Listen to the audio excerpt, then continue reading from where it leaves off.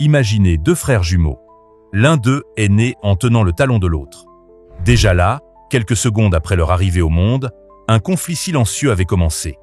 Pouvez-vous imaginer ce qui se passerait si l'un de ses frères trompait son père aveugle pour voler la bénédiction qui devait revenir à l'autre?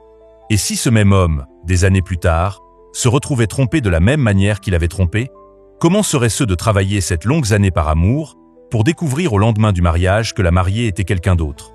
La vie de Jacob est un parcours de tromperie, de fuite, de lutte et de transformation. C'est l'histoire d'un homme qui a commencé comme un trompeur et a fini comme un prince de Dieu. Un homme ordinaire, plein de défauts et de craintes comme nous tous, mais qui a vécu des expériences extraordinaires. Vous êtes-vous déjà senti poursuivi par vos propres erreurs du passé? Avez-vous déjà eu l'impression que vos mauvais choix reviennent toujours vous hanter? Jacob a vécu cela intensément. Son histoire nous enseigne les conséquences de nos actions, mais aussi les secondes chances et les nouveaux départs. Dans ce voyage, nous allons découvrir un homme qui a lutté non seulement contre son frère, son beau-père et même contre un être mystérieux lors d'une nuit de désespoir, mais surtout contre lui-même et ses propres défauts. Qu'est-ce qui transforme un fourbe en un homme de caractère? Comment quelqu'un qui a construit sa vie en trompant les autres peut-il devenir le père d'une grande nation? Et que se passe-t-il lorsque nous affrontons enfin nos erreurs du passé? Voici l'histoire de Jacob, l'homme dont le nom fut changé en Israël. Un nom que vous avez peut-être déjà entendu, mais dont l'histoire recèle des secrets surprenants qui changent tout ce que nous pensions savoir. Il y a près de 4000 ans, dans une région sèche et aride qui fait aujourd'hui partie du Moyen-Orient, vivait un homme nommé Isaac avec sa femme Rebecca. Ils habitaient sous des tentes faites de peaux de chèvre et vivaient comme des bergers de moutons et de chèvres, se déplaçant d'un endroit à l'autre à la recherche d'eau et de pâturage. Imaginez une vie sans électricité, sans eau courante, sans supermarché. Tout ce qu'ils mangeaient provenait directement des animaux qu'ils élevaient ou de ce qu'ils parvenaient à cultiver sur cette terre difficile. Rebecca ne pouvait pas avoir d'enfants, ce qui à cette époque était considéré comme un grand malheur. Après de nombreuses années d'attente et beaucoup de prières, elle tomba enfin enceinte. Mais ce n'était pas une grossesse ordinaire. Rebecca sentait les bébés se battre en elle, comme s'ils étaient déjà en guerre avant même de naître. Quand vint le moment de l'accouchement, 2 garçons naquirent. Le premier à sortir était roux et couvert de poils, comme un petit manteau rouge. On lui donna le nom d'Ésaü, qui signifie « velu ». Juste après, vint le second bébé, accroché au talon de son frère, comme s'il essayait de le tirer en arrière. On l'appela Jacob, un nom qui signifie « celui qui tient le talon », mais qui avait aussi un autre sens, « trompeur ». Les années passèrent et les 2 garçons grandirent en devenant des opposés. Ésaü devint un chasseur habile qui passait ses journées à courir à travers collines et montagnes, poursuivant des animaux sauvages. Il était fort, impulsif et vivait dans le moment présent, sans trop penser au lendemain. Son père, Isaac, adorait manger la viande des animaux qu'Ésaü chassait et avait une tendresse particulière pour ce fils. Jacob était complètement différent. Il préférait rester près des tentes, apprenant à cuisiner, à s'occuper des troupeaux, à négocier. Il était plus calme, planificateur, toujours à penser à l'avenir.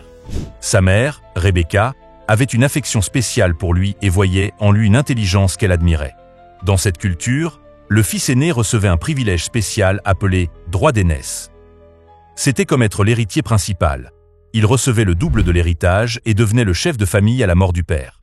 Ce droit appartenait à Ésaü pour être né en premier, même si ce n'était que de quelques minutes. Un jour, Ésaü revint de la chasse complètement épuisé et affamé. Il avait passé toute la journée à poursuivre des animaux sans succès et était si faible qu'il pouvait à peine tenir debout. En s'approchant des tentes, il sentit une odeur délicieuse. Jacob préparait un ragoût de lentilles, une sorte de grain rouge très nourrissant. « Je meurs de faim. Donne-moi un peu de ce ragoût rouge » supplia Ésaü, presque terrassé par la faiblesse.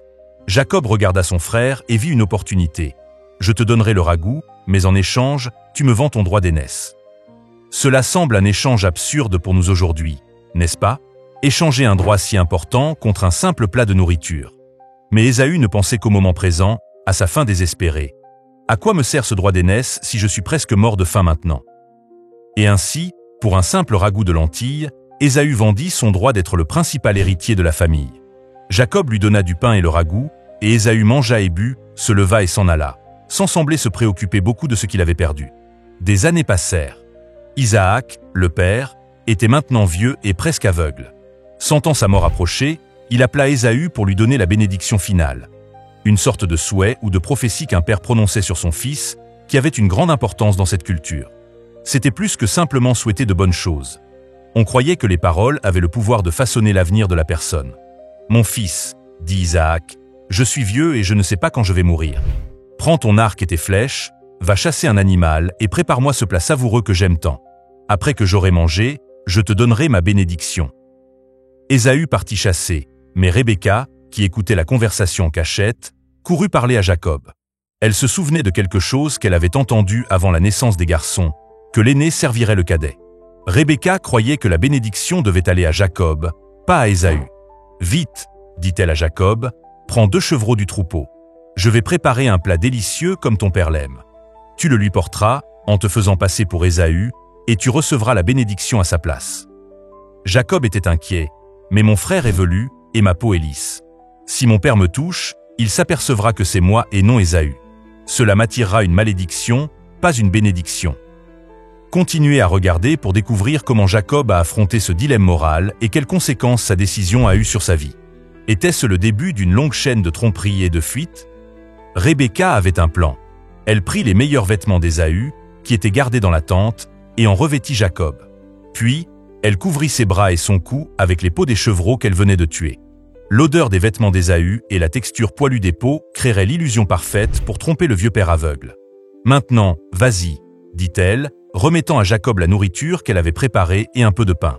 Le cœur battant fort, Jacob entra dans la tente de son père. « Mon père, » appela-t-il, essayant de faire paraître sa voix plus grave, comme celle d'Ésaü. « Qui es-tu, mon fils » demanda Isaac, déjà méfiant de la rapidité avec laquelle Ésaü était revenu de la chasse. « Je suis Ésaü, ton fils aîné, » mentit Jacob.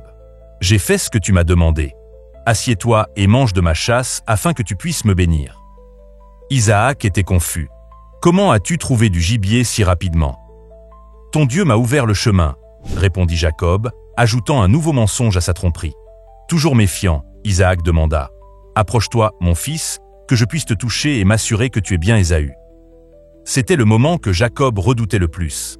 Il s'approcha de son père, et le vieil homme tendit ses mains tremblantes pour toucher les bras de Jacob, couverts des peaux de chevreau. « La voix est celle de Jacob, mais les bras sont ceux d'Ésaü, » murmura Isaac, encore incertain. « Es-tu vraiment mon fils Ésaü ?»« Oui, c'est moi, » affirma Jacob, sentant chaque battement de son cœur comme un tambour d'accusation dans sa poitrine. Isaac mangea le repas que Jacob avait apporté, but un peu de vin, puis demanda à son fils de s'approcher pour l'embrasser. Quand Jacob se pencha, Isaac sentit l'odeur des vêtements d'Ésaü et fut enfin convaincu. Les mains posées sur la tête de Jacob, Isaac prononça la bénédiction. « Que Dieu te donne de la rosée du ciel et de la graisse de la terre, avec abondance de blé et de vin nouveau. Que des nations te servent, et que des peuples se prosternent devant toi. Sois le maître de tes frères, et que les fils de ta mère se prosternent devant toi. Maudit soit celui qui te maudira, et béni soit celui qui te bénira. » À peine Jacob avait-il quitté la tente qu'Ésaü revint de la chasse. Il prépara la nourriture comme son père l'avait demandé et entra dans la tente. « Mon père, lève-toi et mange de ma chasse, afin que tu puisses me bénir. » Isaac fut choqué. « Qui es-tu » demanda-t-il d'une voix tremblante. « Je suis Ésaü, ton fils aîné, » répondit-il, déconcerté par la question. À ce moment, Isaac réalisa ce qui s'était passé et commença à trembler. « Alors qui est celui qui a chassé du gibier, l'a préparé et me l'a apporté? J'ai tout mangé avant ton arrivée et je l'ai béni. Et la bénédiction est donnée, elle ne peut être révoquée. » Quand Ésaü entendit cela, il poussa un cri d'angoisse qui résonna dans tout le campement. « Bénis-moi aussi, mon père » supplia-t-il avec des larmes. « Ton frère est venu avec ruse et a pris ta bénédiction » expliqua Isaac tristement. « Ce n'est pas pour rien qu'on l'appelle Jacob, le trompeur » s'exclama Ésaü avec amertume. « Il m'a trompé 2 fois. D'abord il a pris mon droit d'aînesse, et maintenant il a volé ma bénédiction. N'as-tu pas réservé de bénédiction pour moi ?» Isaac n'avait qu'une bénédiction mineure à offrir à Ésaü, une qui le plaçait comme serviteur de son frère, mais promettait qu'un jour il pourrait se libérer de ce joug. La colère grandit en Ésaü comme une tempête dans le désert. « Je tuerai mon frère Jacob » murmura-t-il pour lui-même. « J'attendrai seulement la fin des jours de deuil pour mon père, qui est proche de la mort. » Quelqu'un entendit ces paroles et les rapporta à Rebecca, qui appela immédiatement Jacob. « Ton frère Ésaü projette de se venger en te tuant. Écoute-moi maintenant. Fuis vers la maison de mon frère Laban, dans le pays lointain de Haran. Reste là-bas jusqu'à ce que la fureur de ton frère soit passée. Quand il aura oublié ce que tu as fait, je t'enverrai chercher. Pourquoi devrais-je vous perdre tous les deux en un seul jour ?» Rebecca convainquit Isaac d'envoyer Jacob à Haran avec l'excuse qu'il devait y chercher une épouse parmi ses parents, et non parmi les femmes locales comme l'avait fait Ésaü. Et ainsi Jacob partit, fuyant sa maison avec seulement un baluchon de vêtements, un peu de nourriture et un bâton pour s'appuyer pendant le long voyage. Le trompeur était maintenant seul, laissant derrière lui tout ce qu'il connaissait, marchant vers un avenir incertain. Pendant des jours, il traversa des terres désertiques, dormant à la belle étoile, craignant les animaux sauvages et les éventuels voleurs sur les chemins. L'homme qui avait grandi dans les tentes, protégé et favorisé par sa mère, était maintenant exposé à tous les dangers du monde. Un soir, épuisé par le voyage, Jacob prit une pierre comme oreiller et s'allongea pour dormir sous le ciel étoilé. Seul dans le désert, loin de tout ce qu'il connaissait, il se demandait probablement si ce qu'il avait fait en valait la peine. La bénédiction qu'il avait volée semblait maintenant vide. Au lieu de la prospérité, tout ce qu'il avait était la solitude et la peur. Jacob échapperait-il vraiment à la fureur de son frère? Et qu'est-ce qu'il attendait dans le pays lointain où il se rendait? Le trompeur était sur le point de découvrir que la vie a des façons de nous enseigner des leçons, parfois à travers les mêmes ruses que nous utilisons contre les autres. Cette nuit-là, sous le ciel étoilé du désert, Jacob fit un rêve extraordinaire. Il vit une échelle qui s'étendait de la terre jusqu'au ciel, avec des messagers qui montaient et descendaient le long de celle-ci. Et au sommet de l'échelle se tenait Dieu lui-même, qui lui parla. « Je suis le Dieu de ton père Isaac et de ton grand-père Abraham. La terre sur laquelle tu es couché, je la donnerai à toi et à ta descendance. Tes descendants seront aussi nombreux que la poussière de la terre, et ils se répandront à l'ouest et à l'est, au nord et au sud. Toutes les familles de la terre seront bénies par toi et ta descendance. Je suis avec toi et je te protégerai partout où tu iras, et je te ramènerai dans ce pays. Je ne t'abandonnerai pas jusqu'à ce que j'aie accompli ce que je t'ai promis. » Quand Jacob se réveilla, il tremblait. « Certainement, l'Éternel est en ce lieu, et je ne le savais pas, » s'exclama-t-il, effrayé. L'endroit qui semblait n'être qu'un point vide dans le désert était en réalité un portail entre le ciel et la terre. Jacob prit la pierre qu'il avait utilisée comme oreiller, la dressa comme une stèle et versa de l'huile dessus, faisant un vœu. « Si Dieu est avec moi, s'il me protège durant ce voyage, s'il me donne du pain à manger et des vêtements à porter, et s'il me ramène en paix à la maison de mon père, alors l'Éternel sera mon Dieu. » Avec un nouvel espoir, Jacob poursuivit son voyage pendant plusieurs semaines jusqu'à ce qu'il arrive dans la région de Haran. Un jour, s'approchant d'un puits où les bergers abreuvaient leurs troupeaux, il vit une jeune femme s'approcher avec ses moutons. C'était Rachel, la fille de Laban, l'oncle qu'il cherchait. Ce fut un coup de foudre. Jacob était si ému qu'il déplaça seul la lourde pierre qui couvrait le puits, une tâche qui nécessitait habituellement plusieurs hommes, et donna de l'eau au troupeau de Rachel. Puis, ne pouvant contenir ses émotions, Jacob embrassa Rachel et se mit à pleurer à haute voix. Quand il expliqua qui il était, le fils de Rebecca, le neveu de Laban, Rachel courut en informer son père, qui vint immédiatement accueillir son neveu. « Tu es vraiment mon parent, chair de ma chair et sang de mon sang », s'exclama Laban en embrassant Jacob. Mais nous découvririons bientôt que Laban n'était pas un homme simple et honnête. En fait, le trompeur Jacob était sur le point de rencontrer quelqu'un encore plus rusé que lui. Après un mois de travail pour son oncle, Laban demanda à Jacob quel devrait être son salaire. Jacob n'hésita pas. « Je travaillerai pour toi 7 ans en échange de ta fille cadette, Rachel. » Laban accepta, semblant satisfait de l'accord. « Il vaut mieux que je te la donne plutôt qu'à un autre homme. Reste ici avec moi. » Ainsi, Jacob commença à travailler pour les 7 années convenues. Il s'occupait des troupeaux de Laban jour et nuit, supportant la chaleur brûlante du jour et le froid mordant de la nuit, protégeant les moutons des prédateurs et des voleurs. C'était un travail épuisant, mais l'amour qu'il ressentait pour Rachel était si grand que les 7 années lui parurent comme quelques jours. Finalement arriva le moment tant attendu. Les 7 années étaient passées, et Jacob alla voir Laban. « J'ai accompli mon temps. Maintenant, donne-moi ma femme pour que je puisse l'épouser. » Laban organisa une grande fête de mariage, invitant tous les hommes de l'endroit. Selon les coutumes locales, la mariée était complètement couverte de voile et le mariage eut lieu la nuit, à la lueur des torchers. Après la cérémonie, la mariée fut conduite à la tente nuptiale et Jacob la suivit. Le lendemain matin, quand la lumière du jour pénétra dans la tente, Jacob découvrit quelque chose de choquant. La femme à ses côtés n'était pas Rachel, mais Léa, la sœur aînée de Rachel. Léa avait les yeux délicats, mais ce n'était pas la femme pour laquelle Jacob avait travaillé pendant cette longue année.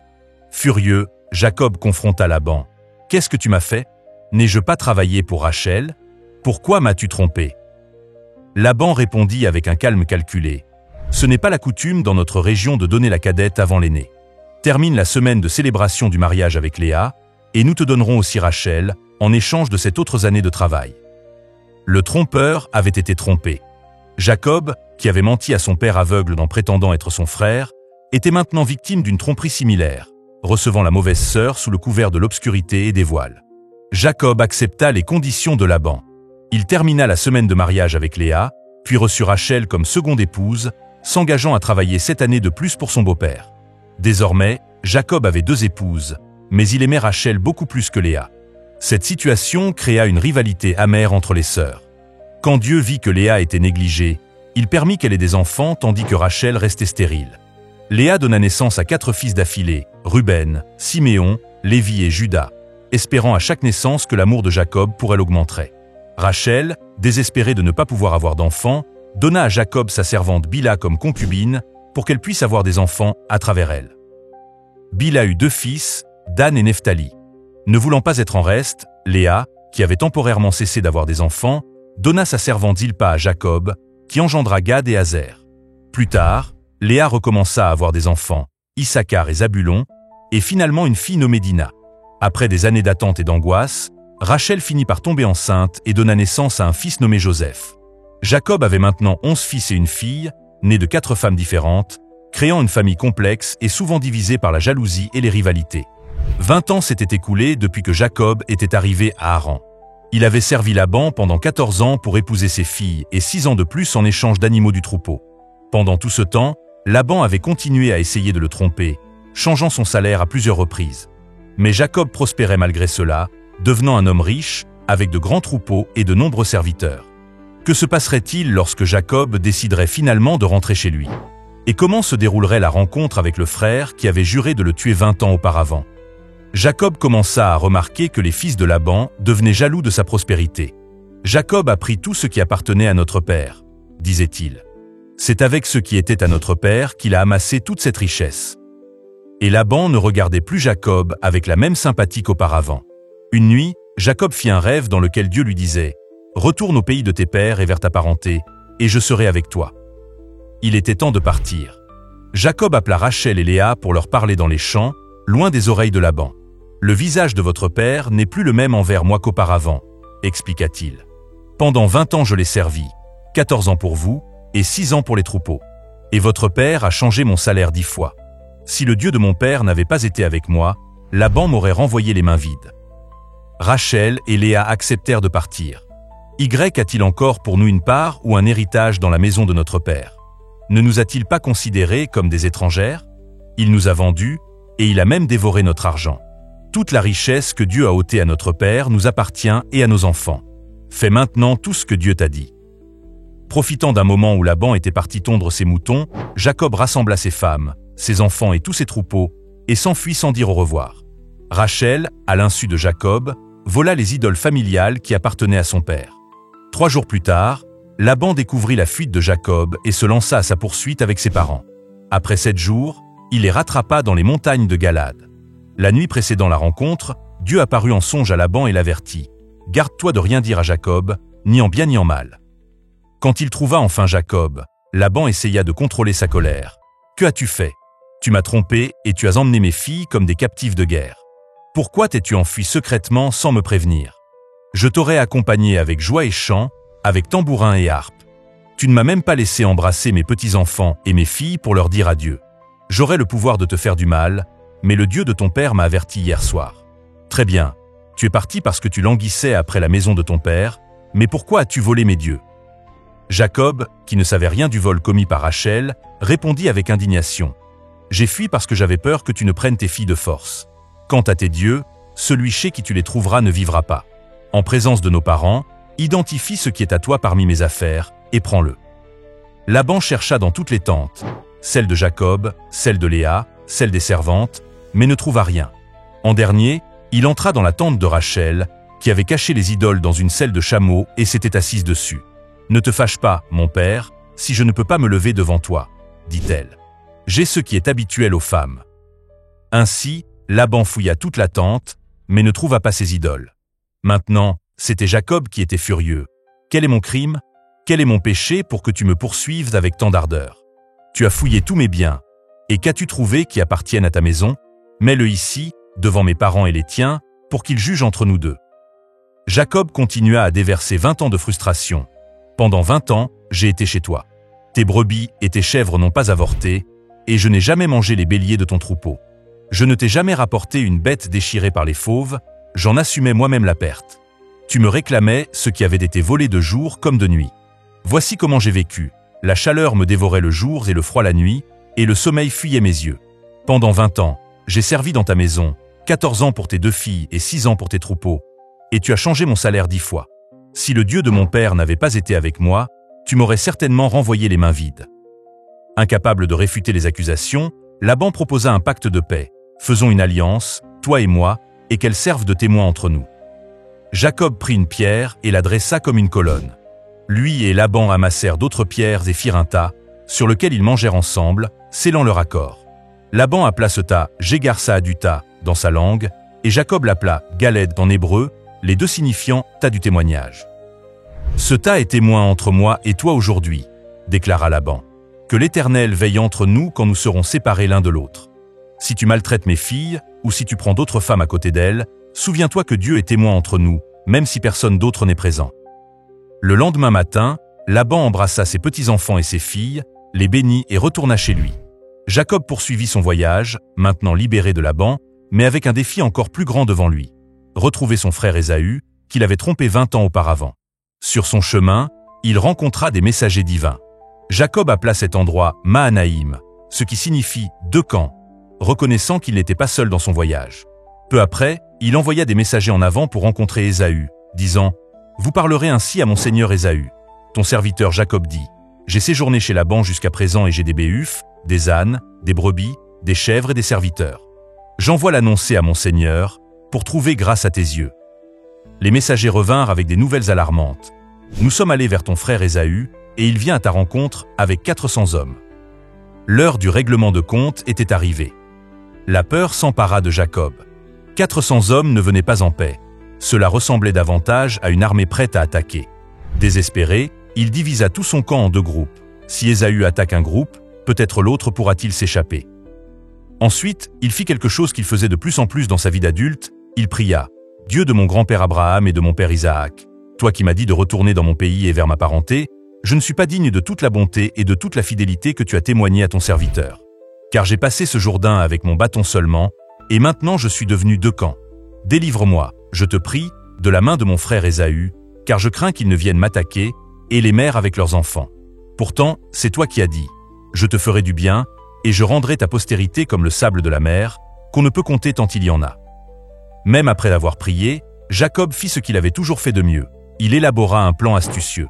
Il sélectionna un cadeau impressionnant pour son frère, 200 chèvres et 20 boucs, 200 brebis et 20 béliers, 30 chamelles allaitantes avec leurs petits, 40 vaches et 10 taureaux, 20 ânesses et 10 ânes. Un troupeau qui démontrait une grande prospérité. Il divisa les animaux en plusieurs groupes séparés et instruisit ses serviteurs. « Passez devant moi et mettez un espace entre chaque troupeau. » Au premier groupe, il ordonna « Quand mon frère Ésaü vous rencontrera et vous demandera « À qui es-tu ? Où vas-tu ? Et à qui appartiennent ces animaux devant toi ?» Vous répondrez « À ton serviteur Jacob. C'est un présent envoyé à mon seigneur Ésaü. Et voici, il vient lui-même derrière nous. » Il donna les mêmes instructions au deuxième groupe, au troisième et à tous ceux qui conduisaient les troupeaux. « Vous parlerez de cette manière à Ésaü quand vous le rencontrerez. Et vous direz « Voici, ton serviteur Jacob vient aussi derrière nous. » Le plan de Jacob était clair.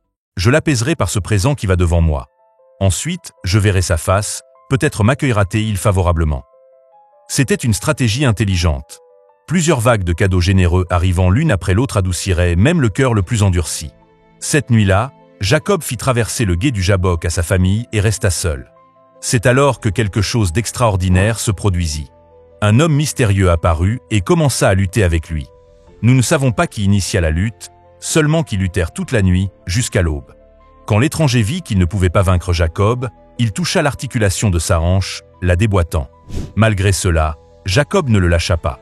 « Laisse-moi aller, car l'aurore se lève, » demanda l'homme mystérieux. « Je ne te laisserai point aller, que tu ne m'aies béni, » répondit Jacob, s'accrochant à l'étranger malgré la douleur intense. « Quel est ton nom » demanda l'homme. « Jacob, » répondit-il. « Ton nom ne sera plus Jacob, mais Israël, car tu as lutté avec Dieu et avec des hommes, et tu as vaincu. » Jacob réalisa alors qu'il ne luttait pas avec un homme ordinaire, mais avec Dieu lui-même sous forme humaine. Il donna à ce lieu le nom de Peniel, qui signifie « face de Dieu », en disant « J'ai vu Dieu face à face, et ma vie a été préservée ». Quand le soleil se leva, Jacob traversa la rivière en boitant à cause de sa hanche déboîtée. C'est pourquoi, jusqu'à ce jour, ses descendants ne mangent pas le tendon de la hanche d'aucun animal. Ce même matin, Jacob leva les yeux et vit Ésaü venir avec ses 400 hommes. Il répartit les enfants entre Léa, Rachel et les 2 servantes, plaçant les servantes et leurs enfants en premier, Léa et ses enfants ensuite, et Rachel et Joseph en dernier, les plus aimés dans la position la plus protégée. Lui-même passa devant eux tous et, à mesure qu'il s'approchait de son frère, il se prosterna jusqu'à terre 7 fois, un geste d'extrême humilité et soumission. Mais quelque chose d'inattendu se produisit. Ésaü courut à la rencontre de Jacob, l'embrassa, se jeta à son cou et l'embrassa. Et ils pleurèrent. 20 ans de séparation, de rancéure, de peur, tout lavé dans des larmes de réconciliation. Le frère qui avait juré de tuer Jacob l'embrassait, maintenant comme si rien ne s'était passé. Ésaü regarda autour de lui et vit les femmes et les enfants. « Qui sont ceux-là avec toi » ? « Ce sont les enfants que Dieu a accordés à ton serviteur, » répondit Jacob. Alors les servantes s'approchèrent avec leurs enfants, et ils se prosternèrent. Ensuite vint Léa avec ses enfants, et ils se prosternèrent aussi. Enfin, Joseph et Rachel s'approchèrent, et ils se prosternèrent. « Que veux-tu faire de tout ce camp que j'ai rencontré » demanda Ésaü. « C'est pour trouver grâce aux yeux de mon Seigneur, » répondit Jacob. « J'ai assez, mon frère. Garde ce qui est à toi, » dit Ésaü généreusement. Mais Jacob insista. « Non, je t'en prie. Si j'ai trouvé grâce à tes yeux, accepte mon présent de ma main. Car voir ton visage, c'est comme voir le visage de Dieu, maintenant que tu m'as reçu favorablement. Accepte donc mon cadeau qui t'a été apporté, puisque Dieu m'a favorisé et que j'ai tout ce qu'il me faut. » Avec beaucoup d'insistance, Ésaü finit par accepter. Ésaü proposa d'accompagner Jacob pour le reste du voyage, mais Jacob refusa poliment, disant qu'il devait voyager lentement à cause des enfants et des jeunes animaux. Ils se séparèrent en paix, Ésaü retournant chez lui dans les montagnes de Séhir, et Jacob poursuivant son voyage. Finalement, Jacob arriva à Sichem, dans le pays de Canaan, où il acheta un morceau de terre et construisit un autel. Après tant d'années, il était revenu dans la terre promise. Plus tard, Dieu apparut de nouveau à Jacob et confirma le changement de son nom en Israël. On ne t'appellera plus Jacob, mais Israël. Il lui promit aussi que des nations et des rois sortiraient de sa descendance, et que la terre promise à Abraham et à Isaac lui serait donnée, à lui et à sa descendance. Si cette histoire a touché votre cœur, inscrivez-vous à la chaîne pour découvrir d'autres histoires anciennes qui ont encore beaucoup à nous apprendre aujourd'hui. Des histoires de faiblesses humaines et d'amour divin, de luttes personnelles et de victoires inattendues. L'histoire de Jacob nous montre une vérité profonde sur la vie. Souvent, nous devons affronter notre passé avant de pouvoir avancer vers notre avenir. Pendant 20 ans, Jacob a fui les conséquences de ses actions. Il a trompé son frère, s'est enfui de chez lui et a fini par rencontrer quelqu'un encore plus trompeur que lui-même. Laban a donné à Jacob une dose de sa propre médecine, lui faisant expérimenter ce que c'est que d'être trompé. Avez-vous remarqué quelque chose d'intéressant ? Jacob a trompé son père, qui ne pouvait pas voir, sur son identité. Des années plus tard, il a lui-même été trompé dans l'obscurité de la nuit de noces sur l'identité de sa mariée. Ce que nous semons, nous le récoltons, souvent de manière que nous n'aurions jamais imaginée. Mais l'histoire de Jacob n'est pas seulement une histoire de conséquences. C'est aussi une histoire de transformation. Vous souvenez-vous du mystère mentionné au début ? Comment un homme connu comme trompeur pouvait-il devenir le père d'une grande nation ? La réponse est venue à travers une lutte nocturne avec Dieu. Cette nuit-là, au bord de la rivière, Jacob n'a pas seulement affronté un adversaire mystérieux, mais aussi lui-même. Il est entré dans la lutte comme Jacob, le trompeur, et en est sorti comme Israël, celui qui lutte avec Dieu. Il en est sorti boiteux, blessé, mais fondamentalement changé. Parfois, les blessures que nous portons sont les marques de notre transformation. Le nom Israël signifie « celui qui lutte avec Dieu » ou « Dieu lutte ». Il est devenu le nom de tout un peuple, un nom qui résonne encore aujourd'hui. Et il nous rappelle que lutter avec des questions difficiles, avec des doutes, avec Dieu, n'est pas quelque chose à éviter. Cela peut être le chemin vers une plus grande bénédiction. Le jeune homme qui avait fui seul avec seulement un bâton est revenu comme un homme prospère, avec une grande famille. L'homme qui avait trompé son frère a pris l'humilité et a demandé pardon. Le trompeur est devenu un patriarche. Et c'est peut-être la leçon la plus importante. Il n'est jamais trop tard pour changer. Il n'est jamais trop tard pour affronter notre passé. Il n'est jamais trop tard pour une réconciliation qui semble impossible. Jacob n'est pas devenu parfait. Sa famille a continué à faire face à des conflits. Mais il a appris, grandi et changé. Et à travers lui, une promesse faite à son grand-père Abraham est restée vivante. Parfois, nous nous sentons piégés dans des cycles de tromperie et de peur, comme Jacob. Mais son histoire nous rappelle qu'il existe toujours la possibilité d'un nouveau nom, d'un nouveau départ, d'une nouvelle identité. Puissions-nous, comme Jacob, avoir le courage d'affronter nos luttes et d'en sortir transformés.